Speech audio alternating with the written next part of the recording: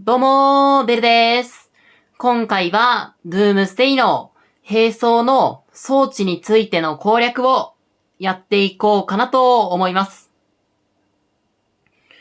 このドゥームステイにおいて、並走、めちゃめちゃ重要です。戦闘において、並走で上がるステータスが、もうちょっと今、あまりにも、もうでかすぎて、もう並走の、もう強さが、もうすべてと言っても過言ではないくらいの環境なんですよ。そして、その並走の中で、最も重要なのが、この装置です。そしてこの装置、課金者の方しか、関係ないと、思われている方もいらっしゃると思うんですけども、無課金、美課金の方にも大きく影響するもので、同じ無課金、美課金の方がなかなか揃えづらくて放置してしまっている人が多いからこそ差がつくんですよね。またこの装置、同じレジェンドの装置であっても、その状況やつけるヒーローによって最適な装置は異なります。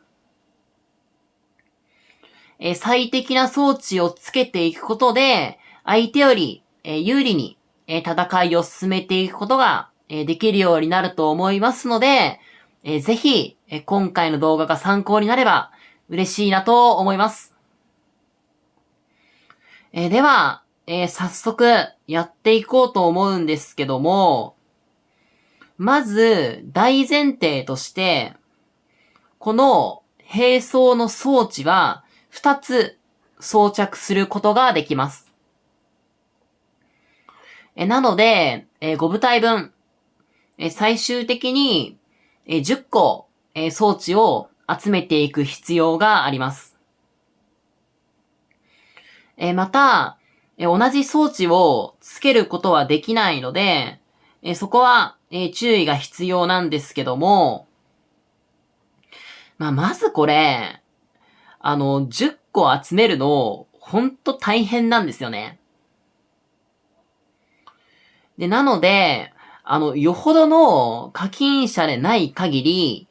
り、紫の装置も使っていくことになりますし、むしろ、無理にレジェンドの装置を星0で使うくらいだ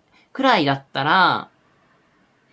ちゃんと育成した紫の装置を使った方が強いです。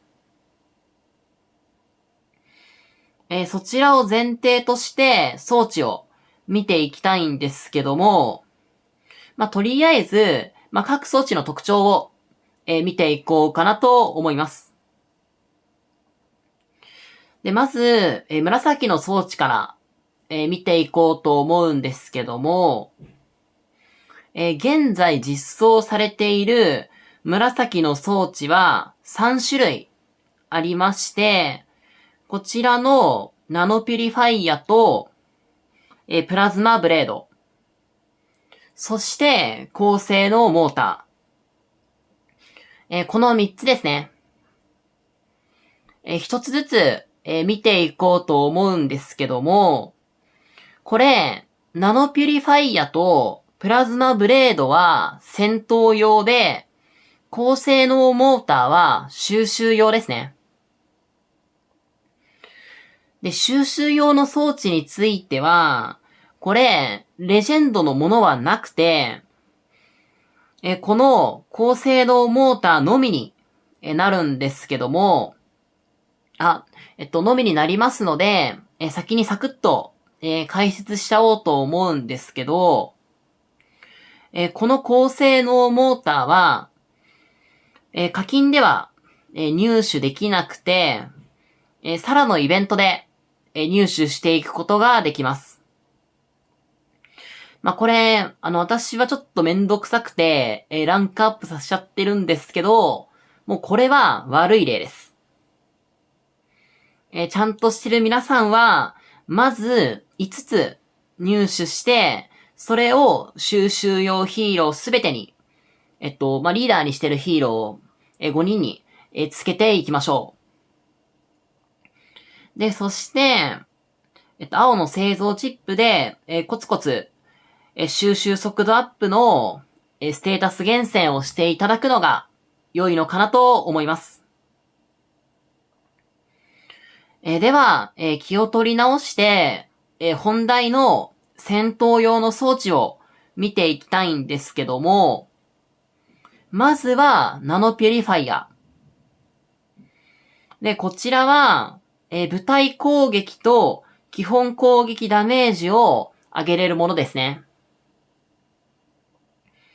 で、プラズマブレードは、部隊防御と非カウンターダメージを減らせることができるものなんですけど、じゃあこれ、どっちが優秀なのかっていうとこですよね。で、これに関しては、もう断然ナノピュリファイアです。攻撃と防御については、数値が同じなので、互角と判断するにしても、基本攻撃ダメージと非カウンターダメージ。これ、数値上では、非カウンターダメージの方が、星5で 7.5% と多いんですけど、非カウンターダメージって、そもそも、こちらの攻撃によって発動した相手のカウンター攻撃のダメージを減らすものなので、そもそも、そこまでのダメージがもともとないんですよ。なので、非カウンターダメージ減少バフを上げても、そこまで意味なくて。で、基本攻撃ダメージも、これ、全体のダメージから見たら、大きいものではないんですけども、非カウンターダメージよりは重要なバフになりますので、基本的にはナノピュリファイアの方が優秀なのかなと思います。ただ、もちろん大前提として、これ、装備してない状態と装備してるからだったら、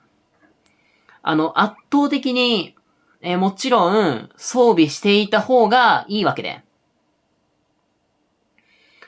最初にも、お伝えしたんですけども、星5まで、無課金の方でも、ナノピュリファイアなら、上げることできます。で、星5にすれば、星1のレジ兵装と、同じくらいの強さになりますので、育成していく価値は、もう十二分にあるのかなと思います。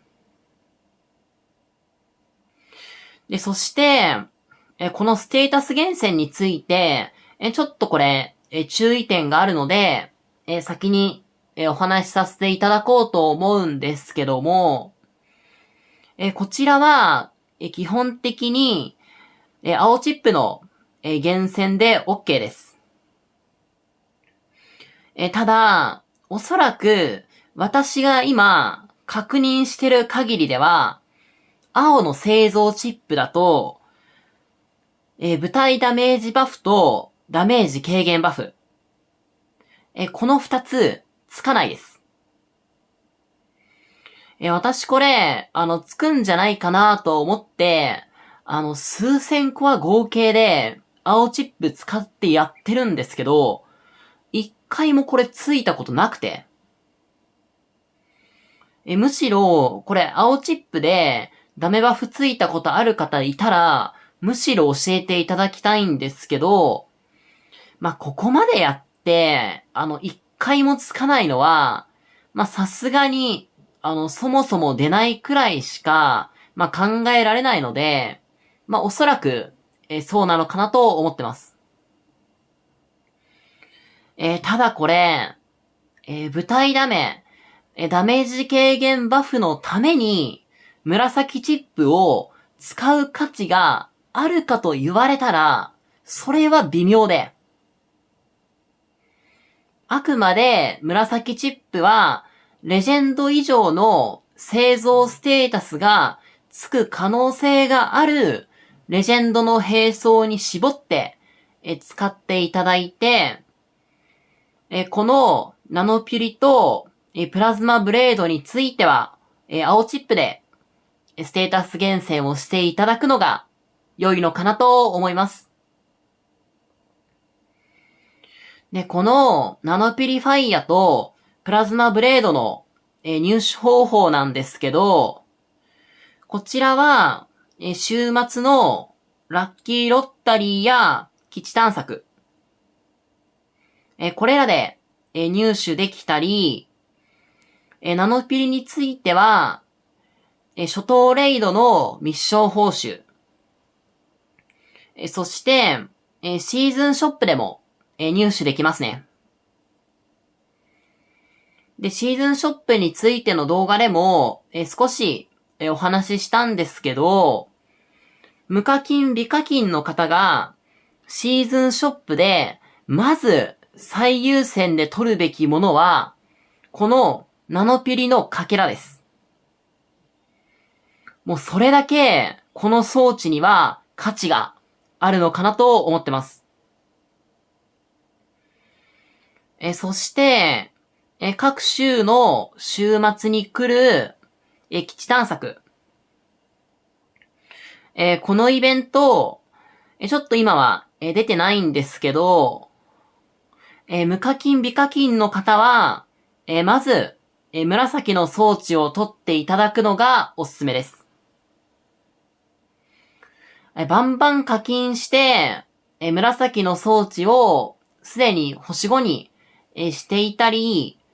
もうすべて、レジェンドの星5で、揃えようと思ってる人は、紫チップだったり、兵装のガチャ券や、50%、部隊規模拡大、このあたりで、良いと思うんですけど、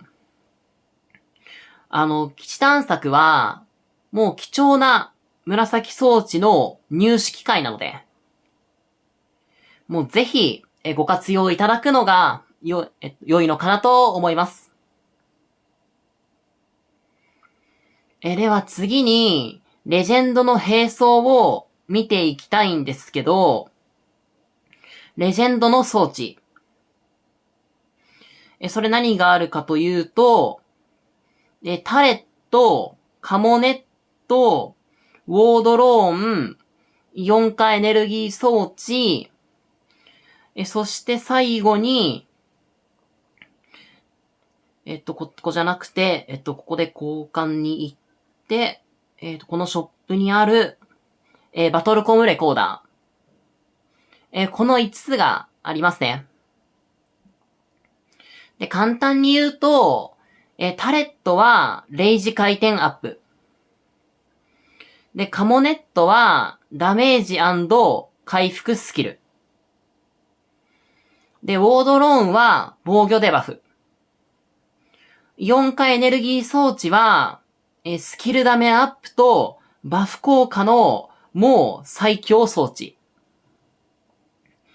で、バトルコムレコーダーは、超絶廃課金が、複数ラリーを受ける専門の装置。このようなイメージです。この順番通り、ご説明していってもいいんですけど、比較していくにあたり、ちょっと、例外的なものが一つあるので、そちらを先に、ご説明していきたいと思うんですけど、その例外というのは、こちらの、バトルコムレコーダーです。いやこれ、弱いってことはないんですよ。ただ、このバトルコムレコーダーって、複数の相手から攻撃されてこそ進化を発揮するもので。で、常にその状況下になる場面って、だいぶ限定的じゃないですか。じゃあ、その限定的な場面が何かというと、複数の相手からラリーを受ける場面。これになるのかなと思います。ただ、その場面のためにだけ育成するって、だいぶもったいなくないですか？で、その場面においても、めちゃめちゃ強いかと言われたら、そこまでではなくて。確かに、その場面においては、強いけど、その状況をひっくり返せるだけの性能は、正直持ってないんですよ。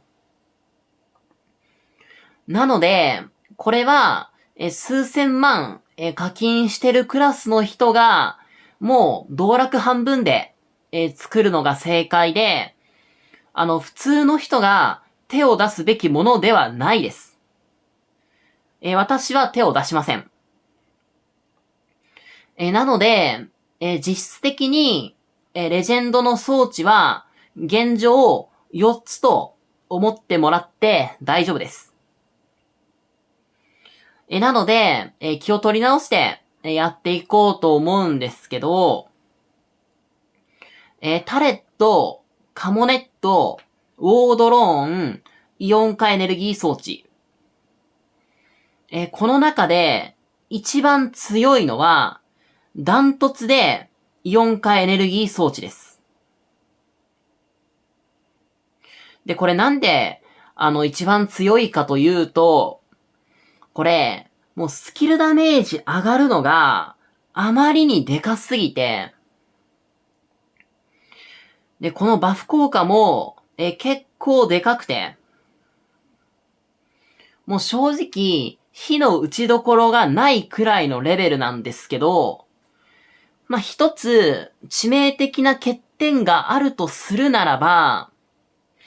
これ、入手方法が極めて限られていることなんですよね。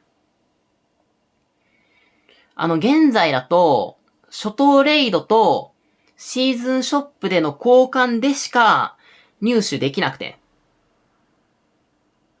なので、いくら欲しくても、コツコツイベントを頑張っていかないと育てられないんですよね。もちろん、だからこそ、ゲームバランスが保たれているので、仕方ないといえば、仕方ないことなのかなと思います。で、もうイオン化エネルギーは、もう何でも使えます。野戦でも、駐屯でも、ラリーでも、何でも使えます。ただ、火力を大幅に上げれるものなので、なるべく火力の高いヒーローにつけていただくのが良いのかなと思います。で、そして、イオン化エネルギー装置のレアスキル。これ、結構やばいですね。もう、めちゃめちゃ強いです。もう、実質、攻撃 18% アップ。もう、めちゃめちゃ強いです。解放できるなら、したいところなんですけど、私は、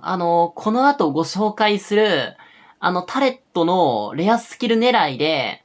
現在進行形で、600連成果なしという、地獄みたいなことを味わってるので、レアスキル狙いのステータス厳選は、ほどほどにしておきましょう。で、そして、この、イオン化エネルギー装置、星0のが2個あるけど、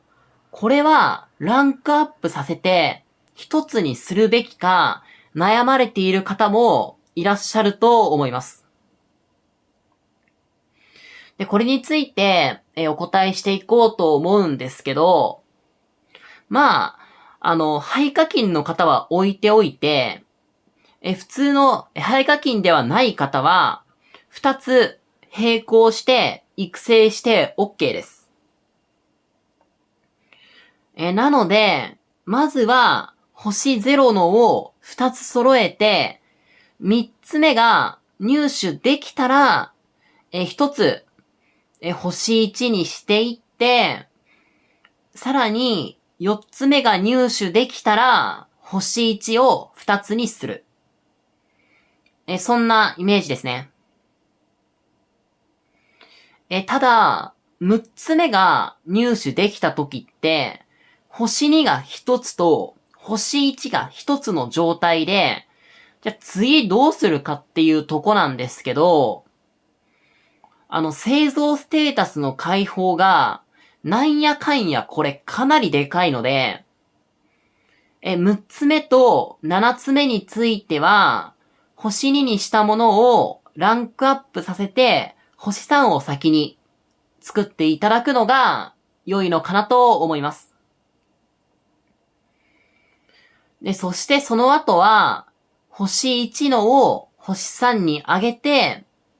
そこからは一つ一つ集中して、星5に上げていく。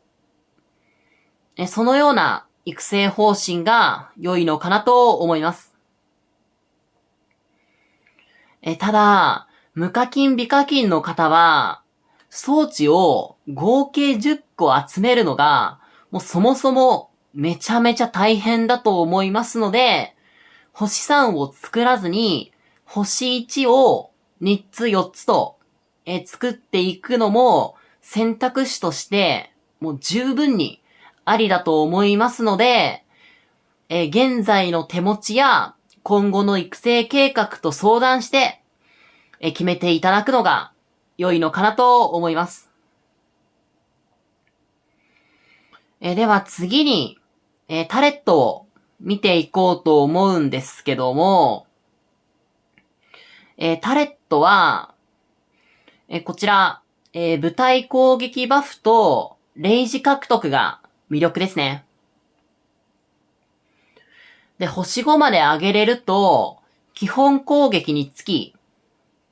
すなわち、毎秒ですね。レイジを10獲得するということで、めちゃめちゃスキル回転上がります。で、それがもう、あまりに魅力的すぎて、結局、スキル回転上がれば、その分、ダメージ上がるので、非常に優秀なこと、この上ないですね。じゃあ、どのようなヒーローに、つけるべきかというと、スキル回転を上げる。すなわち、レイジスキルをメインにしているヒーロー。まあでもそれだと、ほぼすべてのヒーローで当てはまっちゃうので、少し、限定していきたいと思うんですけども、特にアタッカーですね。チュンや、ジュリアや、ルイ。彼らなどの、レイジスキルに、非常に、長けているヒーローにつけると、その進化を大いに発揮してくれるのかなと思います。で、一応、レアスキルについても、見ていこうと思うんですけども、レアスキルは、こちらに、なってまして、基本攻撃時の 20% で、1500のダメージ係数の追加ダメージということで、めちゃめちゃ強いかと言われると、そこまでではないです。ただ、今後、ステータスがもう400、500、600と、600まではいかないにしても、インフレしていくことを考えると、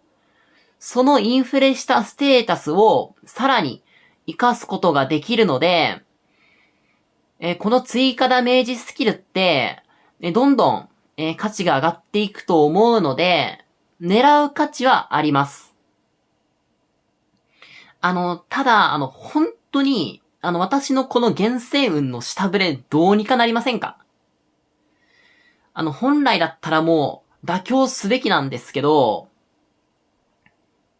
レアスキルついてくれたらめっちゃ嬉しくて、妥協枠が赤の射撃と、赤の、部隊の、殺傷防衛攻撃防御。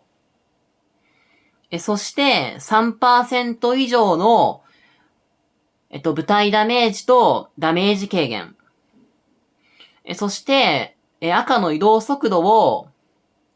目標として、やってるんですけど、もうこれ本当につかなすぎる。騎兵の防衛と、駐屯攻撃と、歩兵攻撃とか、赤捨ては、100分の1くらいで、1% くらいで、ついてるんですけど、肝心な欲しいステータスが、もう一向に来ない。もうね、そろそろ、上さん、本当にお待ちしておりますので、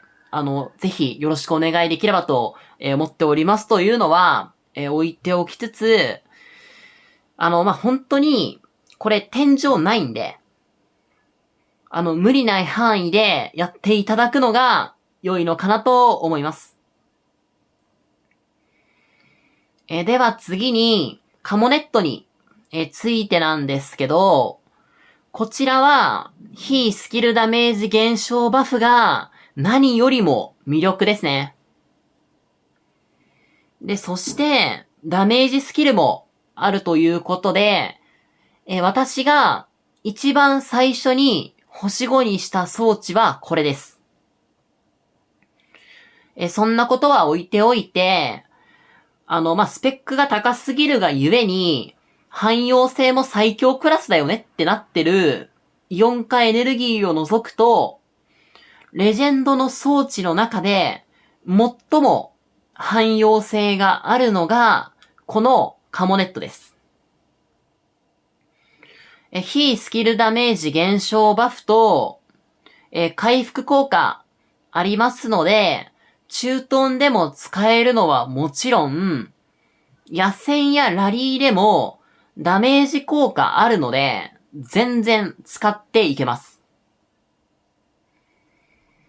そして、このダメージ効果。これって、スキル扱いになりますので、スキルダメージアップ乗るんですよ。なので、スキルダメージアップを上げて、超高火力を出す、ジュリアやルイと、その構成とかと、非常に相性が良いのかなと思います。ただ、本当に何でも使えて、迷ったらカモネットを使う。そのようなイメージで全然良いのかなと思います。で、そして、レアスキルについてなんですけども、レイジ獲得、スキルですね。で、そしてこのスキルは、回復効果によって発動しますので、その条件は、カモネットの回復効果で自己完結してますね。非常に優秀な、スキルですので、狙っていく価値はもう十二分にあるのかなと思います。そして最後に、ウォードローンなんですけど、これは防衛用の装置ですね。部隊防御、非基本攻撃ダメージ減少。そして、相手の部隊防御を下げるということで、もうかなり、防衛向きですね。なので、駐屯に適性があるのかなと思います。ただ、どうしても先ほどのパレットやカモネットと比べると、強さと汎用性、どちらの観点からも、ちょっと劣ってしまうのかなと思います。なので、優先度としては下がってきます。駐屯するときも、無理にこのドローンを使うよりも、カモネットとかの方が、星が上がってれば、そっち使った方が強いので。ただ、星5にして、レアスキルを解放できれば、駐屯でめちゃめちゃ強力で、部隊が 50% 以下になったら、部隊ダメ 8% 上がるんですよ。これめちゃめちゃでかくて、駐屯なら、この 50% という条件は、かなり達成しやすくて、ラリー開始から、2分くらい経てば、もうその後ずっと、部隊ダメ 8% 上がるみたいなものなので、最終的に育成しきれれば、もうかなりの活躍を見込んでいけるのかなと思います。ね、ただ、進化を発揮するまでに、時間がかかるかつ、汎用性という観点で見ると、クロウト向けの、装置になるのかなと思います。で、ちなみに、レジェンドの装置のおすすめ度を、ランク付けすると、1位がイオン化エネルギー、2位がカモネット、3位がタレット、4位がドローン、5位が、バトルコムレコーダーになります。そして、これらのタレット、カモネット、ドローンについては、毎週末に、週替わりで来る基地探索イベントとラッキーロッタリーで集めていくことになります。めちゃめちゃ強くなるんですけど、だいたい一つ3万円ほどと、結構高額かつ、星上げしなかったら、ちゃんと育成した紫の装置の方が強いので。レジェンドの装置だけで10個揃えるのではなくて、紫の装置を入り混ぜて、無理ない範囲で育成していただくのが良いのかなと思います。はい、ということで、今回の動画は、以上となるんですけども、いかがでしたでしょうか？装置は変装の中でも、一番大変な、部分ではあると思うんですけど、ここをちゃんとやってるか、そうではないかで、だいぶ変わってくるので、ぜひ、今回の動画が参考になれば嬉しいなと思います。では、今回の動画はこのあたりで締めたいなと思います。最後までご視聴いただきありがとうございました。バイバーイ。